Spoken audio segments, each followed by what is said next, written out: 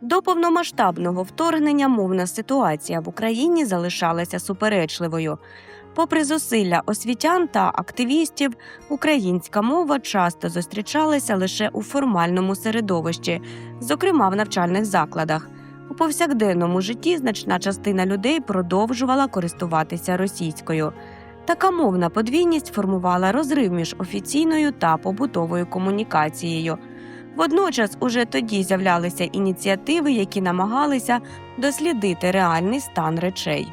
До повномасштабного вторгнення одна з моїх студенток із спеціальності права, вона навіть проводила такий проект, сама вона викликала, сама його зініціювала, вона заходила в різні заклади, що надають громадські послуги, то харчування, або, власне, там, здається, якісь такі були розважальні заклади. Вона зверталася українською мовою і намагалася порахувати, скільки разів їй на її українське звернення нададуть відповідь саме українською, а не російською. Ну, і ви можете здогадуватися, що її невеличка виборка, але вона була така дуже-дуже неоптимістична. Після російської повномасштабної війни мовна ситуація почала кардинально змінюватися. Українці відчули внутрішній поштовх до переходу на державну мову, як елементу самоідентифікації та спротиву. Проте одного лише бажання виявилося недостатньо. Перехід на українську потребує часу, зусиль і навіть зміни мислення. Без підтримки середовища цей процес часто виявляється нестійким. Якщо ти не послуговувався, якщо ти не користувався українською мовою, особливо в побутовій сфері, перейти на неї досить складно. Тобто це процес, який повинен перебудувати навіть спосіб мислення, який потребує таких певних зусиль, і самоконтролю, і додаткового навчання, додаткових якихось стимулів, підтримки, мотивації, оточення. І, звичайно, ми і розуміли, і мали розуміти, що небагато людей зможуть втриматися на цьому поприві довгий час, якщо не буде належної ними самими створеної атмосфери, щоб українська жила вже в їхньому побуті міцно. Сьогодні мовна картина в Україні залишається неоднорідною. Молодь дедалі частіше переходить на українську, тоді як у старших поколінь цей процес складніший. У публічному просторі українська звучить більше, однак у побуті ситуація змінюється повільніше. Вплив мають і звички, і середовище, і навіть несвідомі мовні перемикання. Експерти говорять про складні психофізіологічні механізми мовлення, які не змінюються миттєво. Можу сказати, що серед молоді є такі приємні, позитивні приклади, коли справді російська мова взагалі зникла з їхнього життя, хоча російською до цього часу було у них чимало. А більш дорослі, досвідчені професіонали в професійній сфері активно послуговують, активно використовують українську мову. Це тиск все-таки суспільний, у нас він існує, він проявляється, і люди користуються українською мовою в професійному або в публічних сферах. Питання мови в Україні має глибоке історичне коріння. Розподіл на російськомовні та україномовні регіони є значно складнішим, ніж здається на перший погляд. Водночас держава довгий час діяла обережно у мовній політиці, побоюючись спротиву.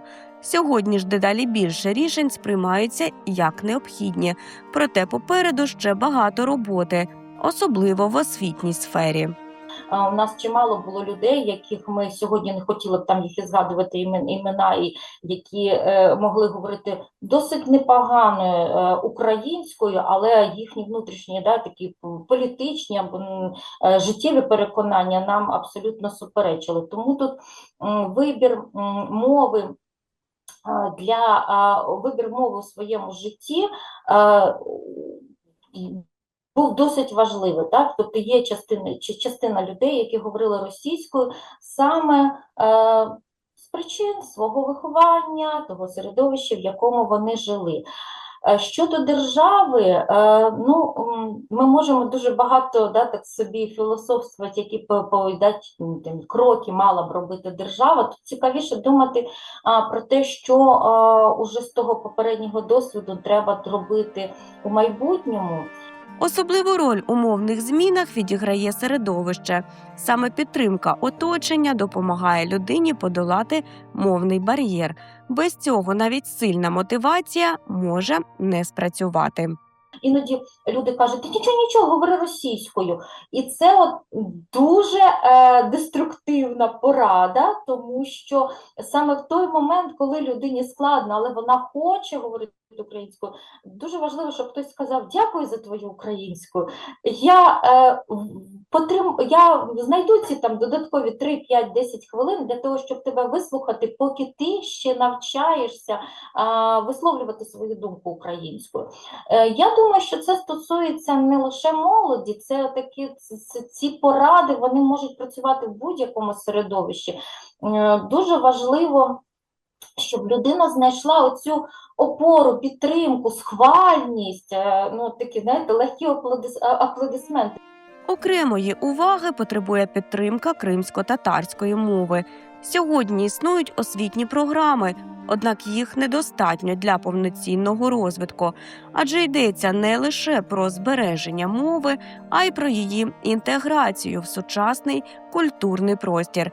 А це важлива частина української ідентичності. Мені здається, що і майбутнє, найближчим часом, яка б могла бути підтримка, це могла бути цільова підтримка громадських організацій, а в тому числі, можливо, і державних фондів, куди могли б молоді люди звертатися наприклад, за оплатою свого навчання на спеціальностях кримсько-татарської мови, тому що це те, що на поверхні, так? Тобто надати можливість як можна більшій кількості молоді вивчити мову в умовах офіційного формального навчання.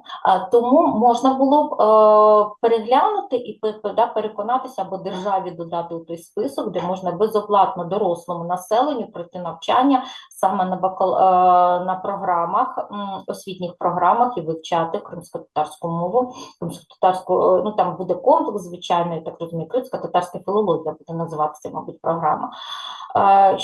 Із таких ще питань популяризації, точно можу сказати, я не бачу, скажімо так, активного поширення контенту, який пов'язаний з життям кримських татар, знову ж таки з кримсько-татарською мовою, на наших суспільних каналах і на наших суспільних мовниках.